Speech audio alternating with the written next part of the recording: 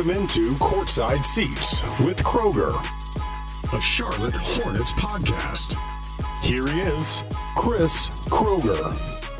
We've taken the podcast on the road. We got to talk to Summer League head coach Jay Hernandez, and now we get to talk to one of the 3 draft picks for the Charlotte Hornets, 55th overall, Arnoldas Kulboka. But he goes by Arnie, correct? We're going to go Arnie here. Yeah. It's easier for everybody. Arnie, it's good to see you, man. Good to see you too. Welcome to the States. You've never really been in the U.S. other than when you come here for a workout or you come here after the season really quick.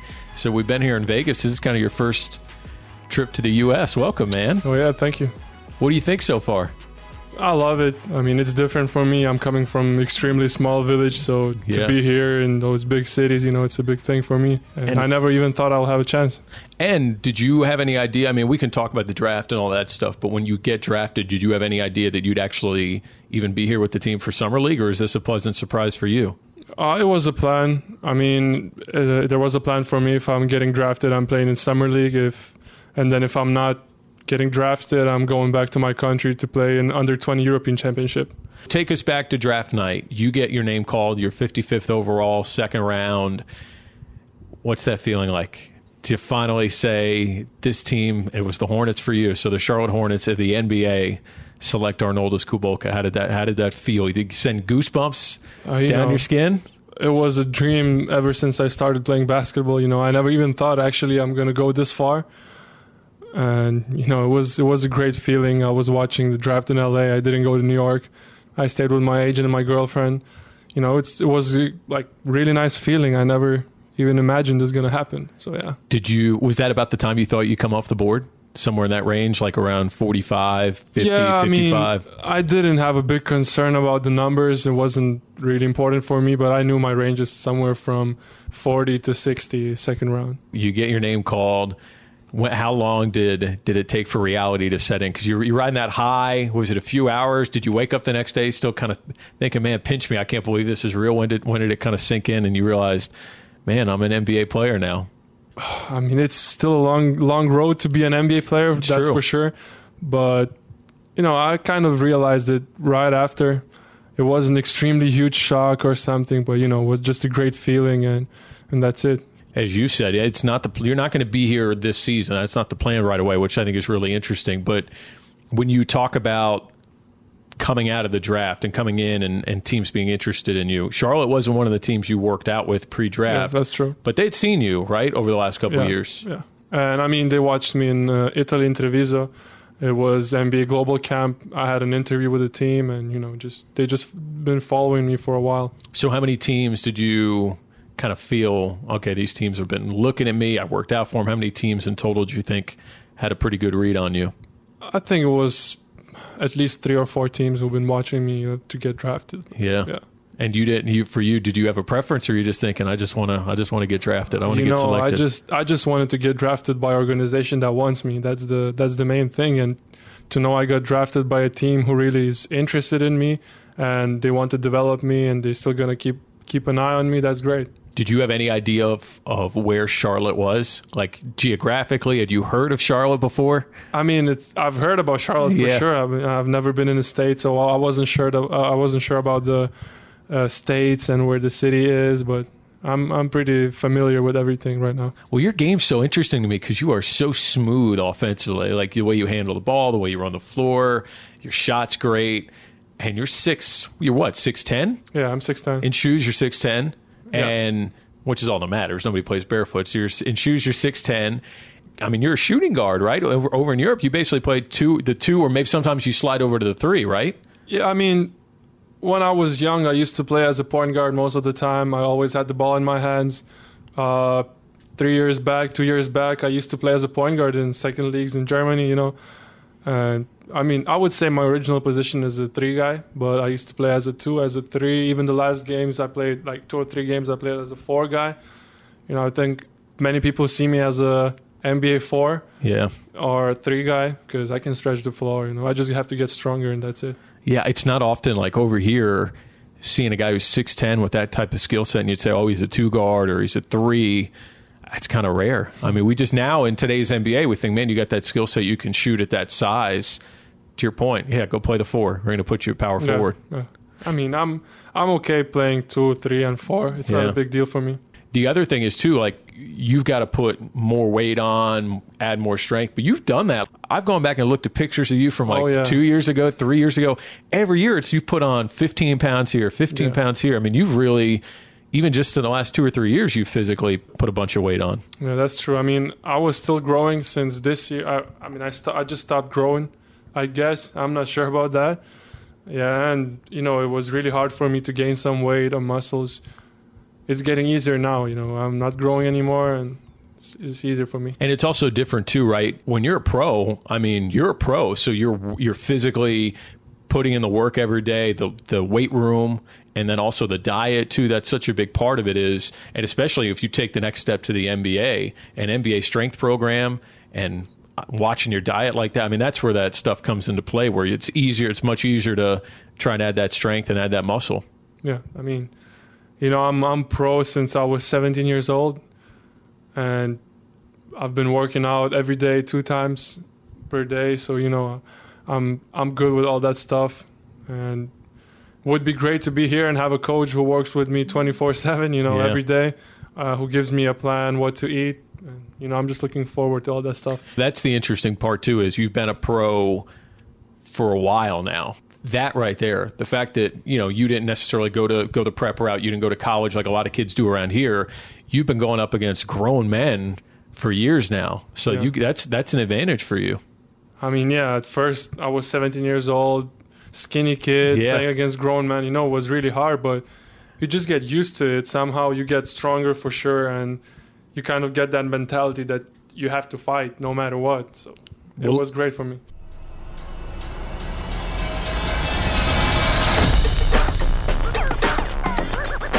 So let's talk about your background. Let's get to know Arnoldas Kulboka a little bit. So for our fans who are saying, okay, who is this guy here? He's from Lithuania. What is that? What's that look like? You say you're from a small village. Correct me if I'm wrong. You were born in what, Marijampolė? Is that right? It's Marijampolė. Marijampolė. Yeah. Okay. It's also a small city close to my hometown. Okay, so that's where you were born. Yeah. But your village where you lived is a little bit outside of that. Yeah, it's like 10 miles away. It's not that far, but because we don't have a hospital in my village, so my parents had to go there. So what's that like? How many people lived in your village? I would say around 1,000, maybe a little bit less. That's it? Yeah. 1,000? Exactly. So what's in your village? School. Just the school? Well, I mean, essentially. We got school, we got a few small shops to buy some food, nothing really much. So you all in town, like you all know each other. Everybody in the village is almost kind of like your family too, right? I would think. I mean, everybody know me. First of all, they knew me because I'm tall. Yeah. Who's this look kid? at that. That's the tall kid. So they knew me because of that. And right now, all the people know about me, not just in my village, and also in like the whole Lithuania. Yeah. More and more. That's great.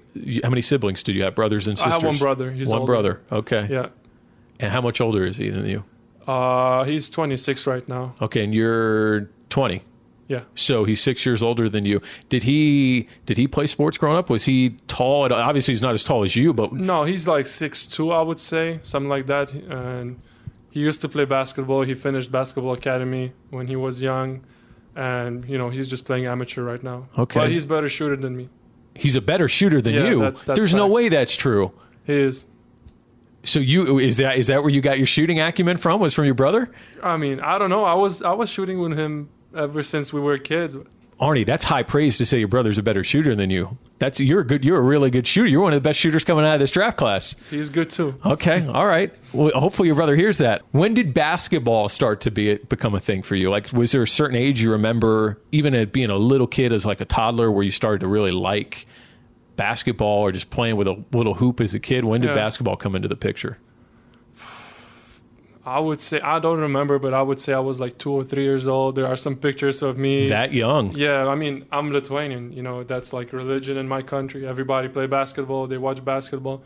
So it was normal for me, I would say. My parents love to watch basketball. They watch all my games and also other teams, And I just started playing basketball when I was 6 years old. Actually, I started to go to school earlier than I could, so I could start playing basketball. to go to practices. Is that right? Yeah, because normal age to go to school in Lithuania is 7, but I started 1 year before, so I could go to basketball practices. How normal is that? Were you one of the only kids who would do something like that? I mean, there are some kids, but maybe they're more like they're bigger than kids of their age, so they go to school before. But I think I went because I wanted to play basketball. So you just had that passion that early on. Yeah, that's true. So when did your size start to kick in? Was there an age where you really started to like sprout up? I was growing the same every year. I never had this growth spurt, or how you call that. I was the kid who was at first, let's say I was the tallest one. Then everybody had this growing jump, and I was the middle one, and then everybody stopped, and I was still growing. And you just kept going steadily. And I was the tallest one. So when did it become to the point age-wise where you realized, I'm pretty good at this and I'm working really hard, and not that you were better than everybody that you played against, but that you realized, man, I could take this to another level if I keep putting in the work, and I've got the physical gifts, I got the work ethic. Yeah. When did that kick in? I was good ever since I started playing basketball. Was leader of my team. But, I was the skinny kid who wasn't that strong, but everybody saw talent in me. And my agent saw me when I was 15 years old. And, I think everybody then saw that I have some talent, but they didn't know how good I'm going to be. They just put a lot of work, and that's it. That's the different thing compared to here, obviously, because here our structure is, and it's got to be so foreign, I would think, to any of the European countries, where this idea of universities as some sort of intermediary between being a kid and being a pro, right? Yeah. So for you guys, you can sign with an agent, you can sign with a team, you get put into their prep system. Sponsors. Yeah. So is that wild to you when you look at like how guys like Devontae and Miles are like, yeah, I came from this school, and they've got this sense of pride of a university and a college. And Devontae is a player, the Big 12 Player of the Year, first team All-American. Did that ever seem attractive? Like, I don't even know if that ever came into the picture. Would you have ever thought about coming to America to come to college, or is that just so different? It's different for sure than in Europe. I also had some offers from colleges when I was young, but I never even thought about going to States, to college. I just wanted to play in Europe. I don't know. That was my priority. And it's good that kids are going to universities. If they go all 4 years, they get a degree. But I would say it's also good to be in Europe and start playing basketball professionally when you're like 16 or 17. You get more mature. You live by yourself. You have to be independent. Yeah, that's true. I left my home when I was 15 years old to live by myself. And when I was 17, I moved to another country to live by myself. So I think that was good experience for me, not just basketball-wise, but also to get more mature, to get some experience, and that's it. Do you remember what schools here in the States were interested in you? I don't even remember now, but I think it was Division I teams for sure. Yeah. I don't remember the names. Because that's not, you see more, I guess, a few more international players now, and Mo Wagner was a good one for Michigan. The Lakers selected him. But yeah, that's not, there are far more international players that play in the NBA, but that hasn't really worked its way down to the college level, because I think guys are so comfortable being in the pro system over in Europe. There was a short period when Lithuanian kids loved to go to the States. Many people went, I don't know, it was like 5-6 years ago, but it's not that popular anymore. Okay, so you mentioned, you at 15, so Bamberg, correct? Bamberg, yeah. Okay, in Germany. Yeah. They're in the Bundesliga, correct? That's right. Okay, so they offer you a contract? How does that work? Any team could offer you a contract, and they were the team that chose to do it? Yeah, I had many offers. In Europe, any team can give you a contract, but first, for sure, I had an agent, so they just communicate with my agent more than me, and then I get all the news, and I can decide which team I want to go. And then you get put in their lower level squad, correct? Yeah, let's say Bamberg, they have first team who's playing in Bundesliga, and there's a second team that is playing in second Bundesliga. So I was like a part of the first team, and I was practicing with them, but I was playing for second team. Mm-hmm. So it's like they put their young players always to get some more playing time. I mean, it's good. It's really good. So when you're playing in that second level like that, is it more kids your age who are a little bit younger, or no? It's still grown men. There's many American players too. I mean, they played in colleges and they had good careers in Europe. Sometimes also good players who are finishing their careers, maybe. Yeah, it was a high competition, I would say. Yeah. So what do you make? If this is okay, what do you make salary-wise? What do you get paid? I don't know if you could translate that to like American dollars, but even when you're at that age, what do you get paid to go to play basketball like that? For a kid of my age, this is crazy amount of monies. I don't want to mention the numbers or something, but it's enough to live. It was enough to, to say, okay, this is worth it. And also when you're in Europe, you don't have to pay taxes. You don't have to pay for your apartment. You don't have to pay for your car. That. Team pays for everything. That's pretty nice. That's good. Those are good perks. All you have to take care of is maybe food, but most of the time, let's say me, I was getting food also. I was getting everything. So you just keep that money for yourself. That's a pretty good living, Arnie. Yeah, that's really good. Okay, so then you did that for 2 years, right? But the end of that second season, you got to play, was it one game? You got called up? Yeah, that was my debut game. And you had a pretty good game that game. I think I had, yeah. It was a good game. I think you had 14 points. Yeah, something like that. Yeah, you had a few rebounds, knocked down some big shots. Yeah, I think you had a big step back three late in that game, if my memory serves me correct. Maybe? I don't even remember. You don't remember? You talking about the first Bundesliga game? Yeah. No step back, no. But I had a nice layup. Okay, you remember that one? Yeah. Okay. All right, so then from that point, you were basic, just like soccer, right? You were put on loan? Yeah. You were transferred? Yeah. Okay, so you were transferred to Serie A, and what team was that? It was Orlandina Basket, okay. Capo di Orlando. Okay, and where's that? It's near Sicily, right? Yeah, it's on the island in Italy, southern Italy. Did you have any idea when you first found out, when that came together, when your agent told you of, hey, this is going to happen? I've never heard about that place before. I just knew it's in Italy and that's it. I had many offers to go on loan because I needed more playing time. Yep. And I spoke with my agent, I spoke with coaches, and also with Bamberg GM. They said it's going to be a good place for me, and I took the chance. It's a beautiful area, right? Like I was looking at the picture. It's gorgeous. For sure. It's really beautiful. I mean, it's small. The city it was like 15,000 people, maybe. Mm-hmm. But I had a nice apartment with sea view. It was really nice. That's pretty good. And you would have had to fly everywhere, right? Because you're on the island. You got to. Yeah.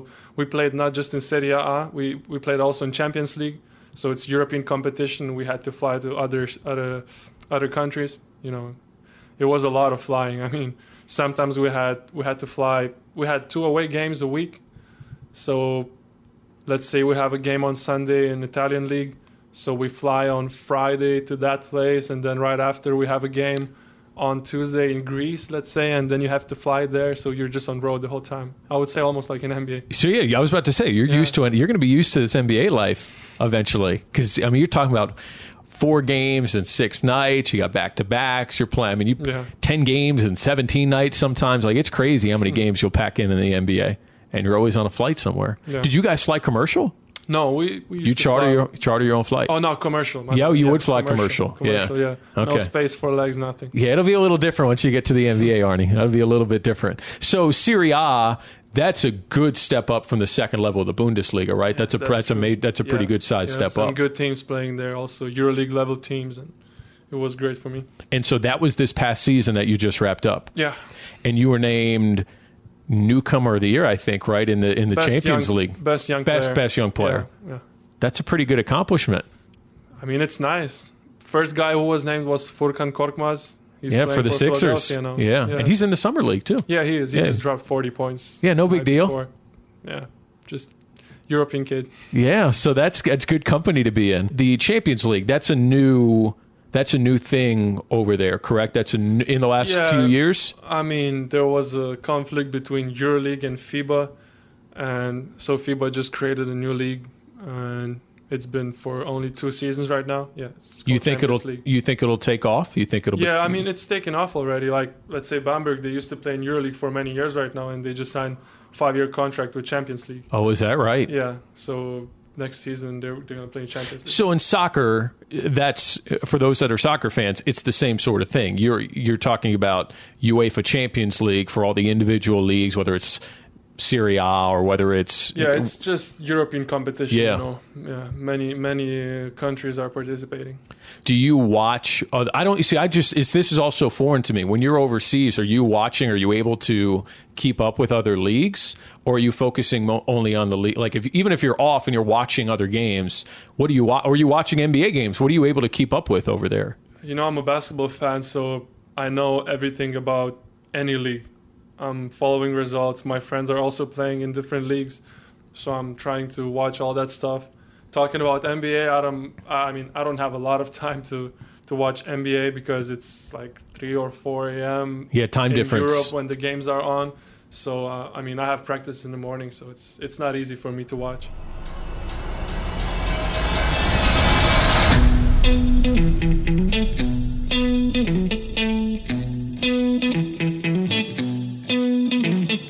Basketball in Lithuania, it's a religion. And who's the icon? I mean, Michael Jordan here, who's now your boss, by the way.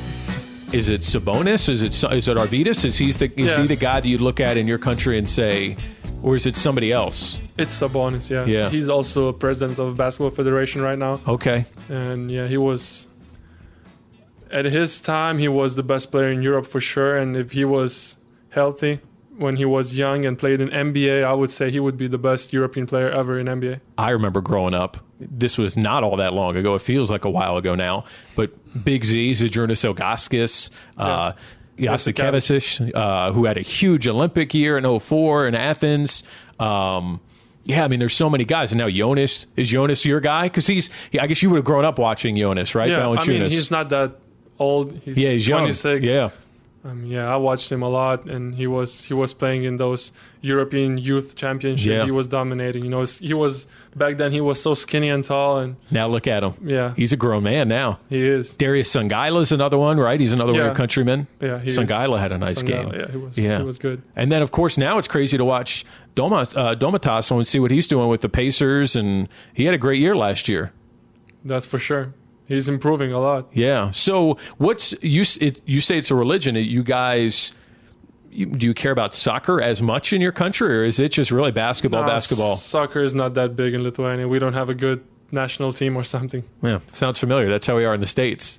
Trust me, we have worse. Everybody in your country, like if you're watching sports, it's all about basketball. Yeah. Okay. I mean, we have pretty solid ice hockey team right now. Yeah, but other than that, yeah, we don't have a lot.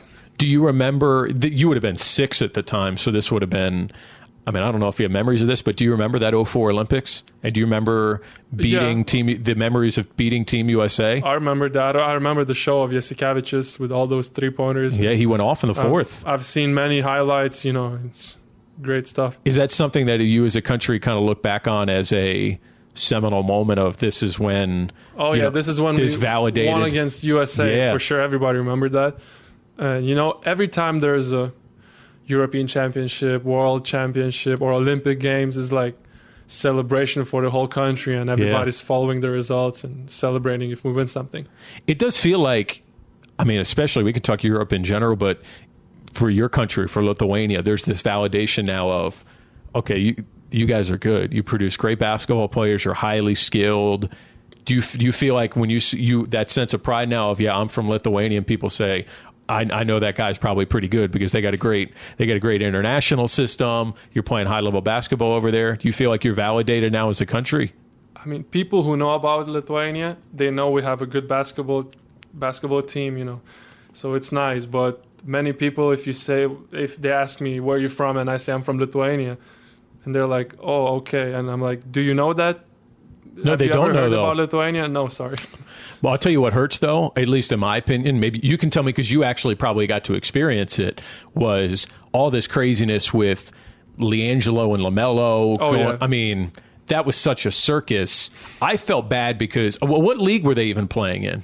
They played in their own league, some BBB challenge or something, but they didn't play so much in the first league. I mean, the team they were with, they played in the first league, but originally they dropped down to the second division, but nobody stepped up, so they stayed in the first league. Really? Yeah. But that was such a sideshow over here. I can't imagine what it was like over there.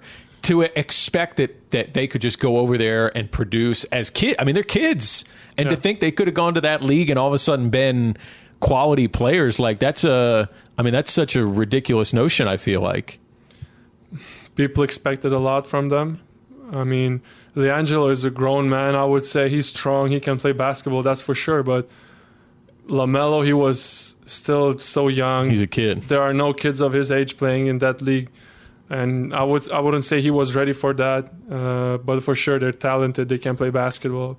But if you're playing in Europe and if you're playing in Lithuania, you have to play some defense. I mean, when you're young, first you have to show you are playing defense, and then you're going to be on the court. Do you feel like, did your country embrace that, or did they laugh at it and think this is a joke? How did that play out?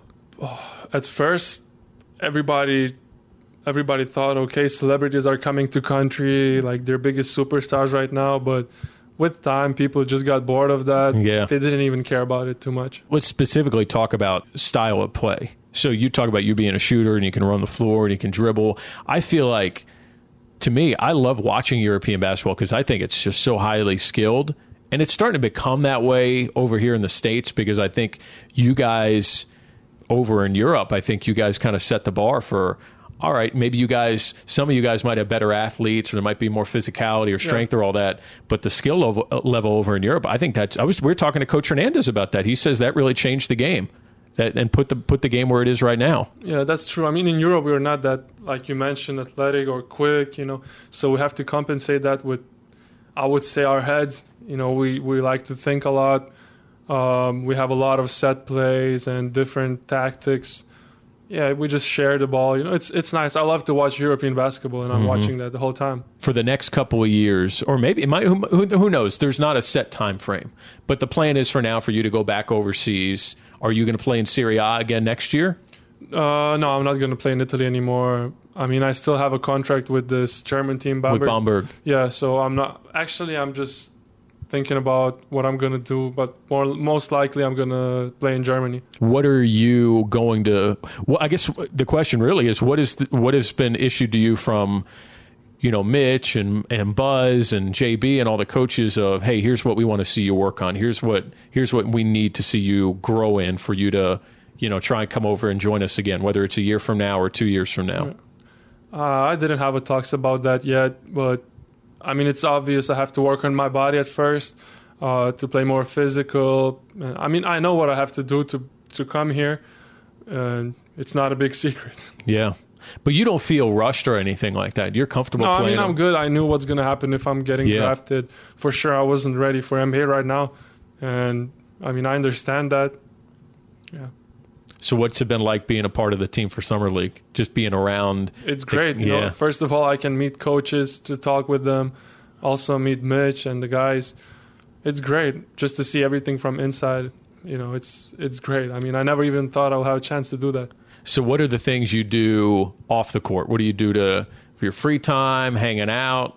A lot of guys like to play video games. Are you a big video game player? I'm not. In Europe, we have every day 2 practices, so you don't have so much free time. But I like to travel. I was in Sicily right now. It's a great place to watch some things, Yeah, and I'm living together with my girlfriend, so I like to spend time with her to go on some dinner maybe. So you like to travel. Where do you have favorite spots you like to travel to, or you just anywhere? You just like anywhere, just to travel. I mean, I just started to do that.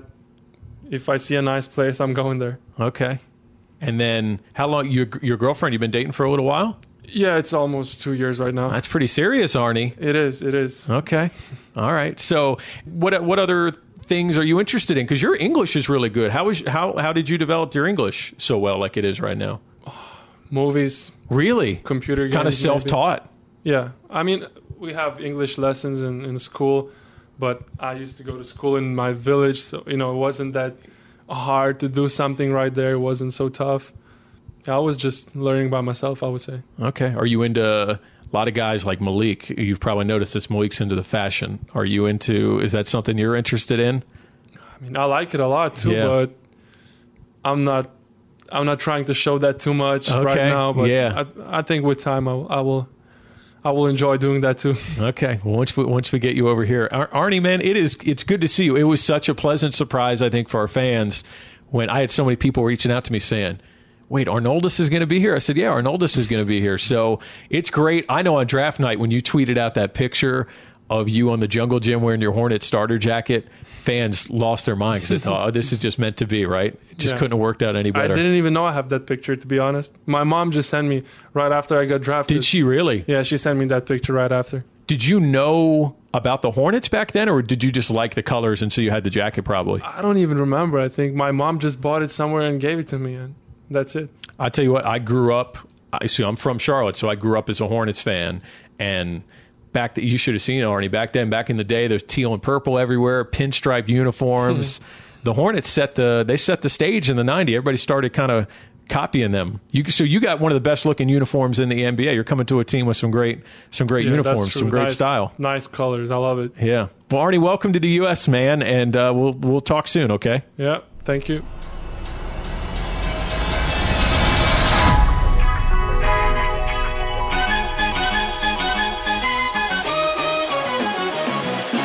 Episode 6 in the books. Arnoldas Kulboka, of course, he likes to go by Arnie, and it was a pleasant surprise to find out he was going to be on our Summer League team now that Summer League's over and done with, and we'll keep an eye on Arnie as he'll head back overseas, and he says he's going to be playing for Bamberg. He's going to be playing in Bundesliga this year after playing in Serie A on loan a year ago. So now we have somebody to keep an eye on overseas for our Hornets. It was a pleasure to catch up with Arnoldas Kulboka. Of course, if you missed any of our previous episodes here on Courtside Seats, go find us on Apple Podcasts. You can just search Kroeger, my name, Kroeger. You could search Courtside Seats. You could search Charlotte Hornets, and then just click subscribe and make sure you rate and review our podcast while you're there. You can also find us on our official YouTube channel. Same thing. Just search Charlotte Hornets. Subscribe. All of our episodes are there. And, of course, Hornets.com and the Hornets app. We'll catch you guys back next Monday with another episode right here on Courtside Seats.